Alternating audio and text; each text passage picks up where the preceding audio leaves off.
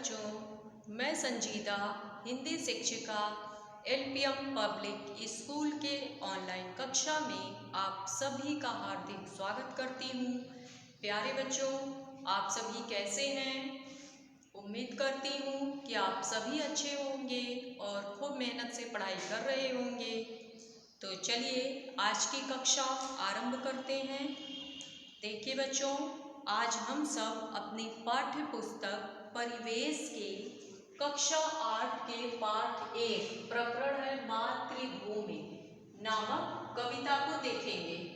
ठीक है, तो सबसे पहले इसके संदर्भ को बता दे रहे हैं। आप सभी बच्चे ध्यानपूर्वक सुनिए। प्रस्तुत संदर्भ हमारी पाठ्य पुस्तक परिवेश के कक्षा 8 के पाठ 1 मातृभूमि नामक पाठ से लिया गया है। इसके रचयिता कौन है? इसके रचयिता श्री सोहनलाल द्विवेदी जी हैं।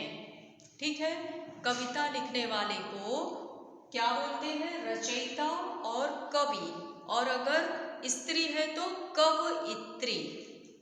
ध्यान दीजिएगा। देखिए, प्रस्तुत कविता में कवि ने मातृभूमि का क्या अर्थ होता है?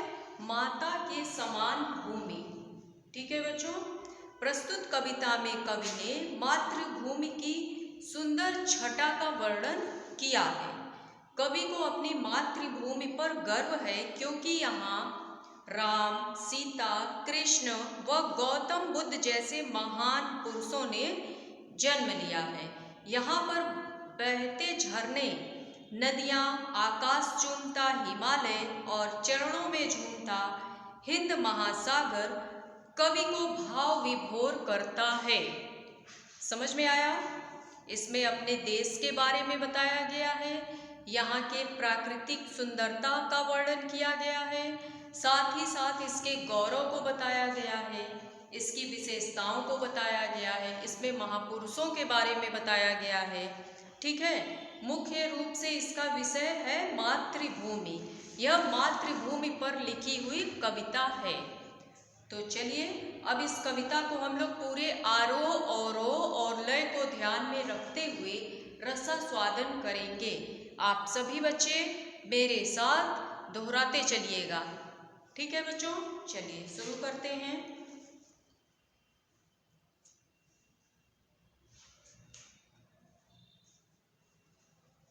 ऊंचा खड़ा हिमालय आकाश चूमता है, नीचे चरण तले झुक नित सिंधु झूमता है। मेरे साथ दोहराइए।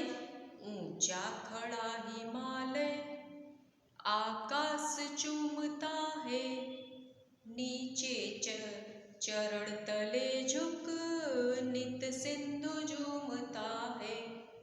गंगा यमुना त्रिवेणी नदियाँ लहर रही हैं, जगमग छटा निराली पग पग छहर रही हैं। वह पुण्य भूमि मेरी, वह स्वर्ण भूमि मेरी, वह जन्म भूमि मेरी, वह मातृभूमि मेरी।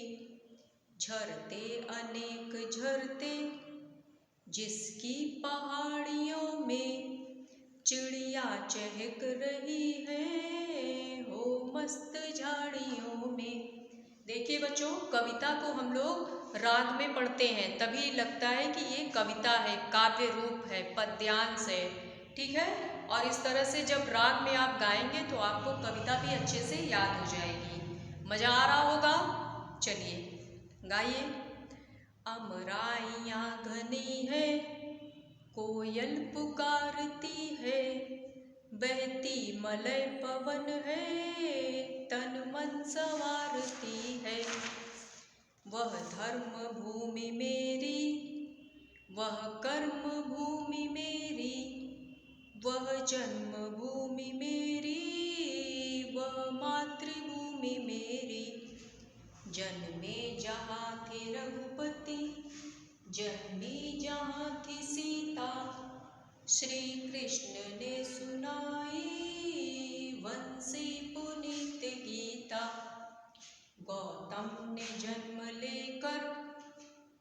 जिसका सुयस बढ़ाया, जग को दया सिखाई, जग को दिया दिखाया।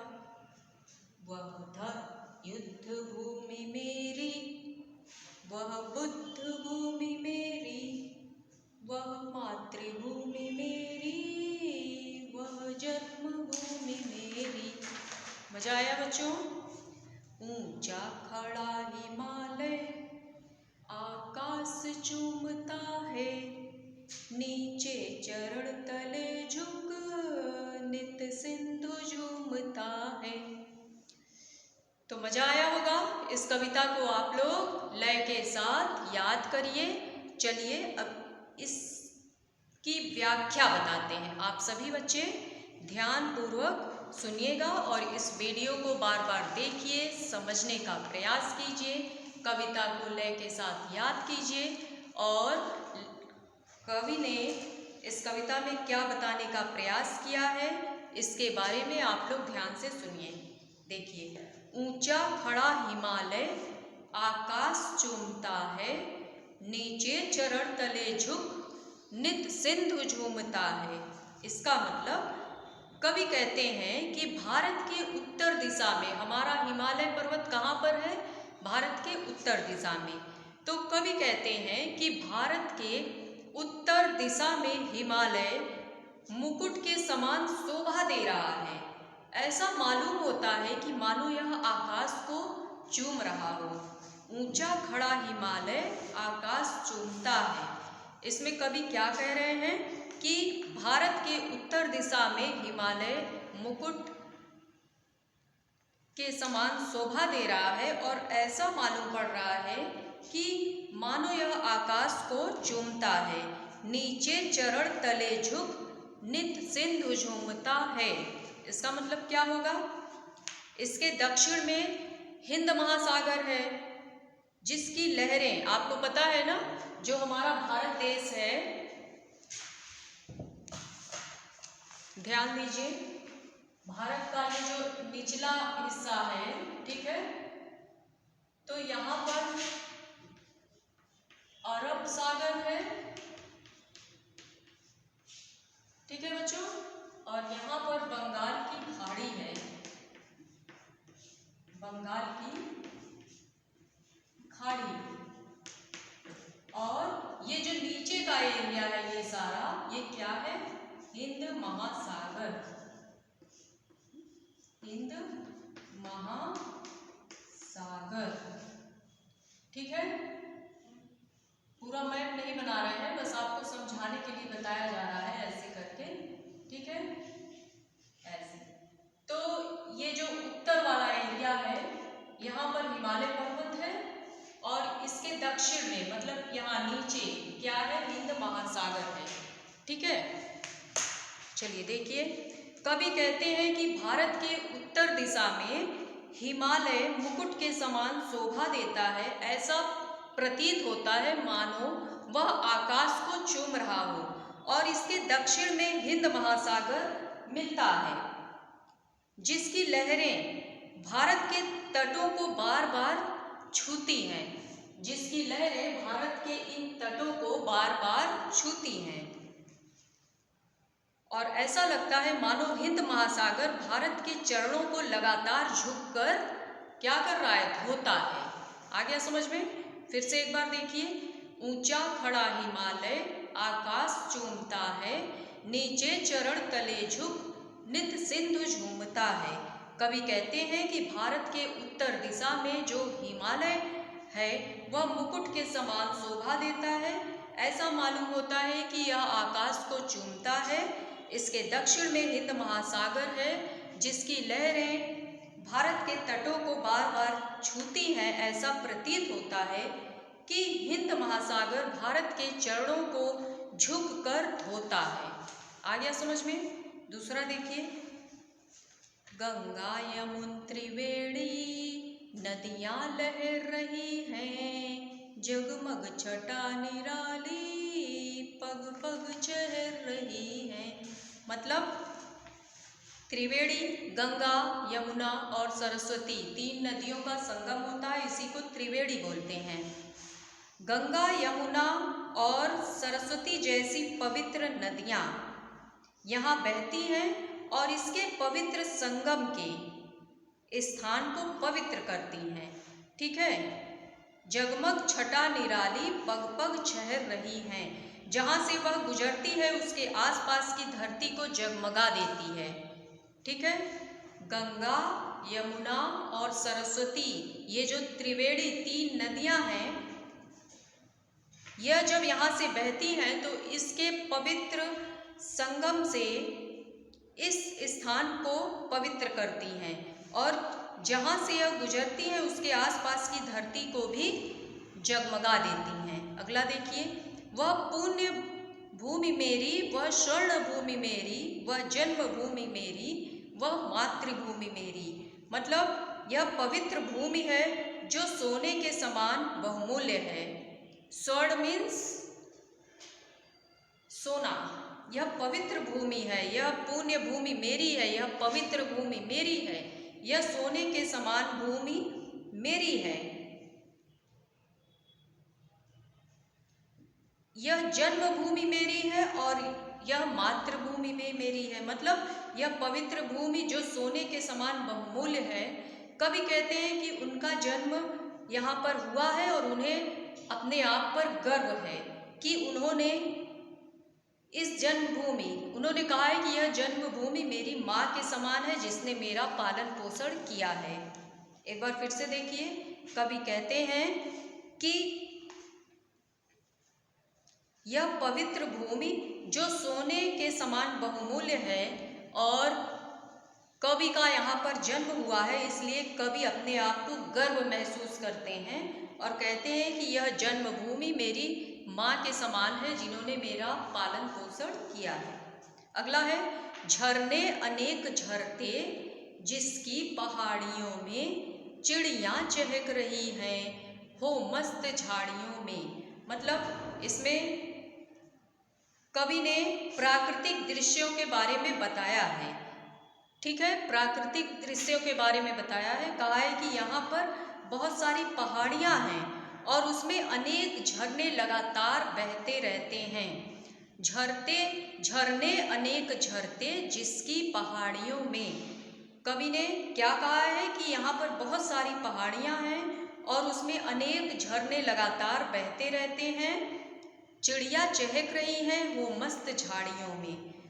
और झरने लगातार बहते रहते हैं और उसे शीतल करते रहते हैं। शीतल मतलब ठंडा करते रहते हैं और आसपास के वातावरण को सुंदर बनाए रखते हैं। और इस सुंदर वातावरण में विभिन्न प्रकार के पक्षी भी निवास करते हैं और चारों तरफ चिड़ियों की चहक सुनाई पड़ती है, जो पेड़ पौधों के अलावा झाड़ियों में भी मस्त रूप से रहते हैं। आ गया समझ में? एक बार फिर से देखिए, इसमें प्राकृतिक दृश्यों के बारे में बताया गया है कि यहाँ पर बहुत सारी पहाड़ियाँ हैं और इसमें अनेक प्रकार के झरने लगातार बहते रहते हैं और इसके तट को शीतल करते हैं, आसपास के वातावरण को सुंदर बनाए रखते हैं। इन सुंदर वातावरण में विभिन्न प्रकार के पक्षी भी निवास करते हैं और चारों तरफ चिड़ियों की चहक सुनाई पड़ती है और ये पेड़ पौधों के अलावा झाड़ियों में भी मस्त रूप से गुंजन करते हैं। अगला है, अमराइयाँ घनी हैं कोयल पुकारती है, बहती मलय पवन है तन मन संवारती है।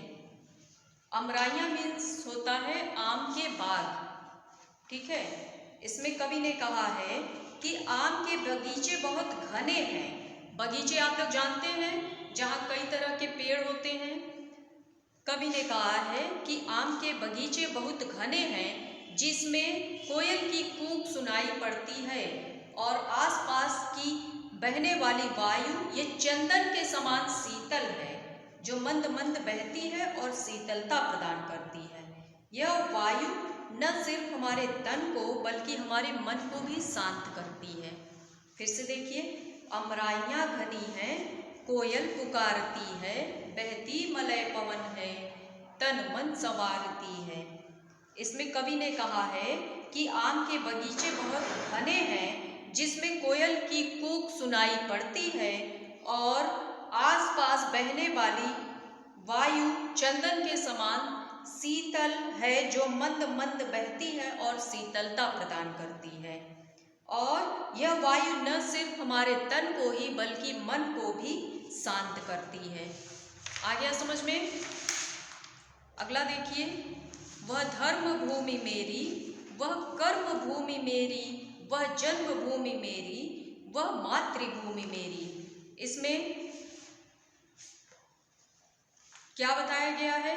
भारत के धर्मों की ओर भी कवि ने ध्यान दिया है। कहा है कि यहाँ पर न सिर्फ वातावरण सुंदर है, न सिर्फ यह गौरवशाली है, बल्कि यहाँ के धर्म के मामले में भी यहाँ की भूमि बहुत पवित्र और धनी है। इसलिए कवि गर्व महसूस करता है।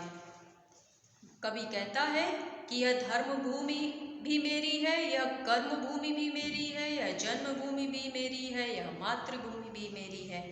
मतलब भारत के धर्मों की ओर ध्यान दिया है और कहा है कि यहाँ पर न सिर्फ वातावरण ही सुंदर है, न सिर्फ यह गौरवशाली ही है, बल्कि यहाँ के धर्म के मामले में भी यह भूमि पवित्र है और इसलिए मुझे अपनी मातृभूमि पर गर्व है।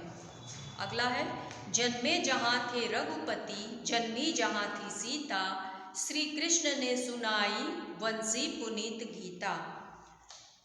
इस भूमि पर भगवान राम का जन्म हुआ था, माता सीता का जन्म हुआ था और श्री कृष्ण ने इस पवित्र भूमि पर अपने बंसी की धुन से इसकी पवित्रता को बढ़ा दिया था। ठीक है, फिर से देखिए, इस भूमि पर भगवान राम ने जन्म लिया था और माता सीता का भी जन्म हुआ था और श्री कृष्ण के इस पवित्र भूमि पर अपने बंसी की धुन से इसकी पवित्रता को श्री कृष्ण ने और बढ़ा दिया था। और साथ ही साथ कृष्ण ने न सिर्फ बंसी बजाकर इस भूमि को पवित्र किया, बल्कि उन्होंने इस धरती पर पवित्र गीता के वचन को भी सुनाया। आ गया समझ में? जन्मे जहाँ थे रघुपति, जन्मी जहाँ थी सीता, श्री कृष्ण ने सुनाई वंशी पुनीत गीता।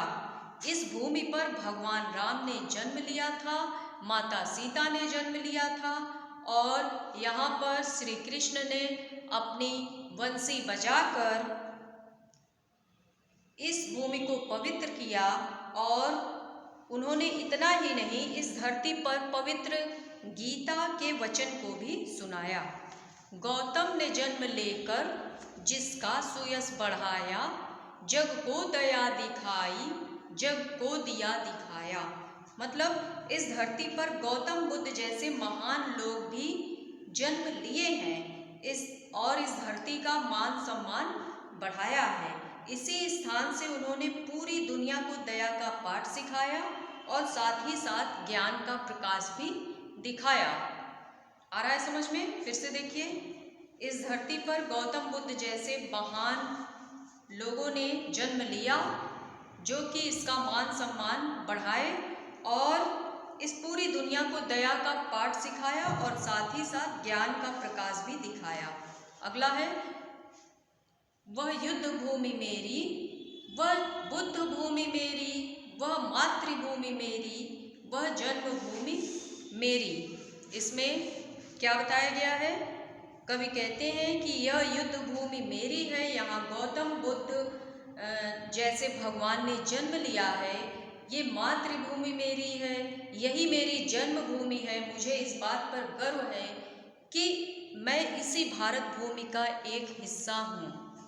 फिर से देखिए, कवि कहते हैं कि यह युद्ध भूमि मेरी है, यहाँ पर गौतम बुद्ध जैसे भगवान ने जन्म लिया है, यही मेरी मातृभूमि है, यही मेरी जन्मभूमि है।